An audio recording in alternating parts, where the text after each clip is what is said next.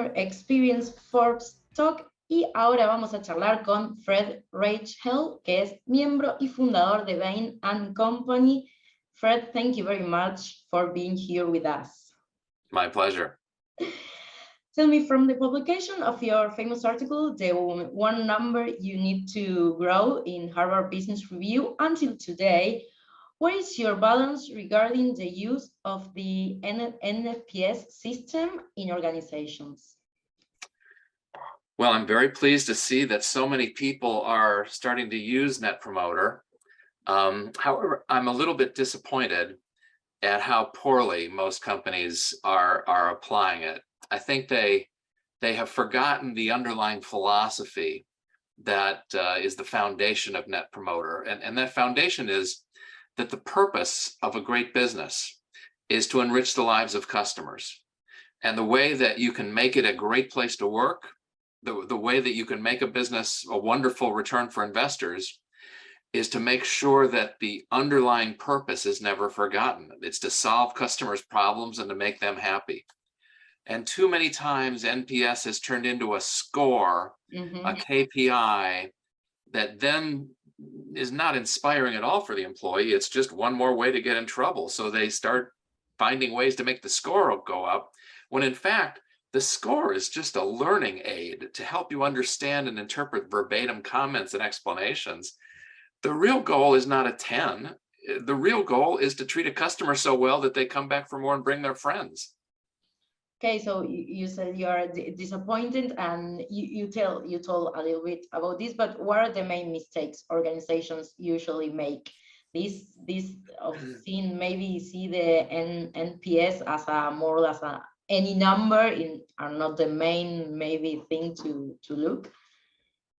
I think too many people obsess on the score, especially the aggregate score of a large sample of customers, as opposed to using it as a way to interpret whether you have made a customer's life better or not.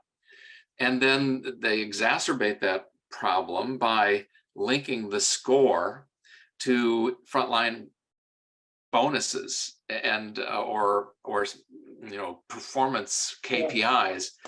And that just makes it even worse.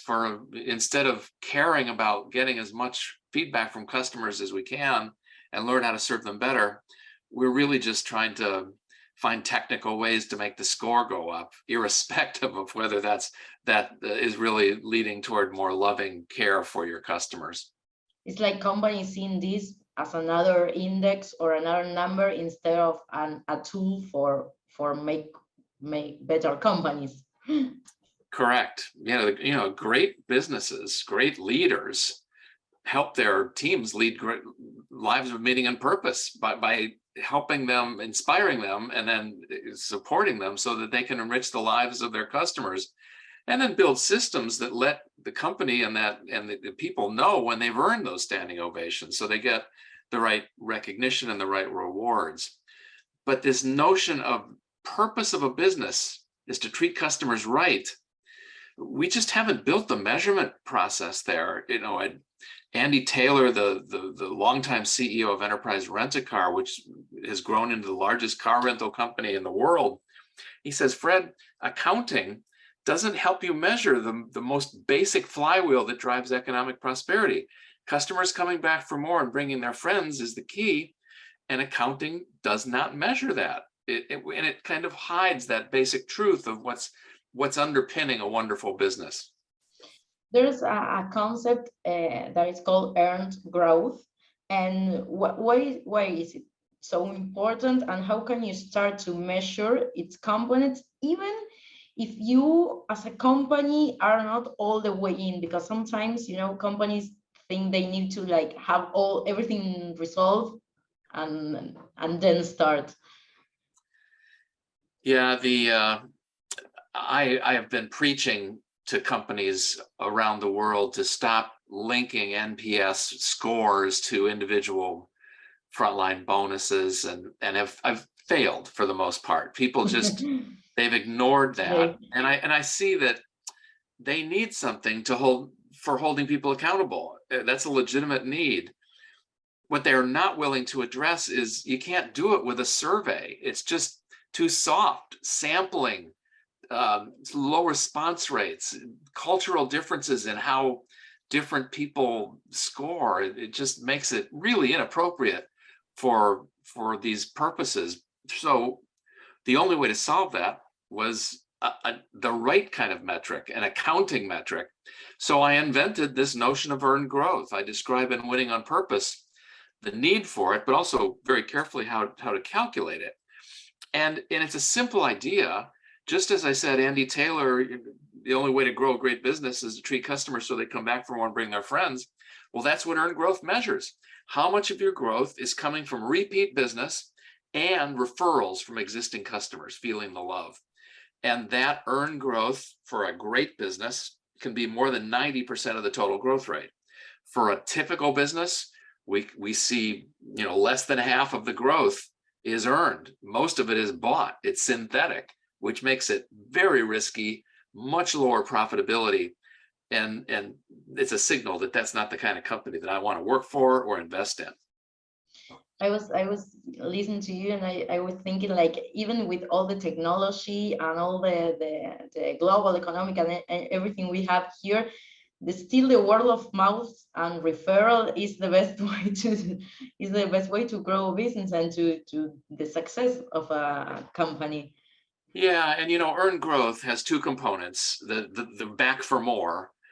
That's easier to, there's a metric that some industries have already applied called net revenue retention. That's not rocket science. I think accountants, if they work hard at it, they'll be able to quantify that and eventually report it to investors and to the public. The smaller component and more difficult is this refer their friends. How much of your new customer flow is there primarily because of recommendation and referral? It's vital. As you say, the world works on referral and word of mouth, but we have not built ways to measure that. What I saw at First Republic Bank in the US was a very practical process for categorizing customers when they come in the door. And I saw we can do that in almost any industry. It's going to take some experimentation, but onboarding a new customer, it's one question. You just have to find a way to make sure it's answered honestly and reasonably, and that there's an audit trail so you can make sure that this is a metric that you can trust. Great. And what is your opinion regarding the use of operational metrics as a complement to the NPS measurement? Oh, I'm a huge fan of that. I think there are far too many surveys in the world. Customers are being bombarded by wasteful survey requests. Response rates have dipped down to 1 or 2%. It's just a signal that the survey process is broken. There's so many signals now in a digital world where you can make a very good guess of whether you've got a promoter or a detractor. A very simple one is when I get frustrated being stuck in a digital service queue and I can't get to a human agent, and then the system hangs up on me, so I have to start all over again. I'll pound the 0 key to get an agent. If a customer cared about whether I was a detractor, they'd have that signal and they'd reach back out and apologize and figure out how to fix it. So there's so many signals like that. Companies need to do a much better job of using those signals. And then when they need to ask people why, if it's not obvious, reach out with a conversation, these verbatim comments. That's the power, but you just don't need a survey score to know whether you've got a promoter or a detractor in many cases. So you named a few, but can you give us some examples of organizations that you think that are best implementing the NPS, and what do they do differently? Well, one good example in the US that I used extensively in the book Winning on Purpose is T-Mobile, which is one of the top mobile phone suppliers in the US. And they went from a terribly weak position of the worst net promoter score, the worst churn rate, the worst economics in the business 10 years ago, to #1 in the industry with the #1 net promoter score and the highest return to shareholders over that decade. I saw in the Wall Street Journal just today, they continue to run away from the pack, and their customer results, their economic results are wonderful. And yet in this Wall Street Journal, and the Wall Street Journal has this financial orientation that most of the business world does. They try to explain the success of T-Mobile in financial terms, and they see it through accounting lenses as opposed to through how many, these things that T-Mobile has done to make their customers feel loved. They were the first ones to get rid of roaming fees. They were the first ones to have a family package that gave better value. They got rid of all of the tricks and traps and baloney. They got the first one to get rid of these long contracts that lock you in. And they're the things that accountants think are smart, maybe lawyers think are smart, but customers hate them. And they've just continued to whittle down the irritations and acted in a way that treats customers the way you'd want a loved one treated. And with that philosophy, they've built this wonderful economic success. And I'm an investor in T-Mobile. Why? Because I invest in companies that have the leading NPS in their sector. It has made me a very happy investor. I've more than tripled the stock market over the last decade. There's a correlation, a relation between the NPS and the, I don't know, the prosperity of the company, right? There's a connection between. It's a good way to. So total shareholder return to investors is best for the true NPS leader. And it's not just the NPS that people self-report with fuzzy numbers, who knows how they sampled, but with rigorous apples to apples comparison. The industry leader, T-Mobile in the US in mobile phone, Tesla in automobiles, Discover Card in the credit card, on and on. Those companies have just made their investors incredibly happy, and they're great places to work for the most part. So it's the whole package. Yeah, because it is inspirational to as an employee. If I can make my customers' lives better, that's sort of a meaningful, worthwhile career. Sure. And we have a lot of artificial intelligence tools right now in the market. And do you think the use of some of these tools, for example, proactively identify promoters and detractors at the individual level, should we replace many of the current surveys with these tools or not? I think you'll need some surveys, but far less than there are today. And yes, I would replace as many surveys as I could with tools that help you predict the promoter, passive, or detractor status of each of your customers. Enough surveys so that you're calibrating the system and you're confident in it. But absolutely, we should be using digital and AI to help us see what our customers are feeling about us. And we want it to be as frictionless as possible for customers. So stop bothering them with surveys to the extent feasible. It's better. We have to take advantage of these tools that we have now. And looking, I don't know, maybe 10 years in the future, how do you imagine the customer experience will be measured and managed? If we can, I know we cannot like predict the future, but seeing the trends. I would say that we will be able to build a statistics around earned growth that will be the appropriate way to know whether you've enriched a life or not. Because the only truth is when a customer demonstrates they're coming back, they're expanding their purchases and referring friends, that means you've enriched their life. No survey is going to be as reliable as those behaviors, or as tangible and observable. In sports, I wish I had a good football analogy, but I know everyone in South America knows basketball and hockey. I'll take hockey is where it started. The great team 20 years ago, the Montreal Canadiens, found that you don't just want to measure how many goals a player scores. You want to see how many the team scores while they're on the ice versus when they're not on the ice, when they're sitting on the bench. And that statistic opened up the truth of who the truly great players were that made the teams win. And Montreal used that to their advantage.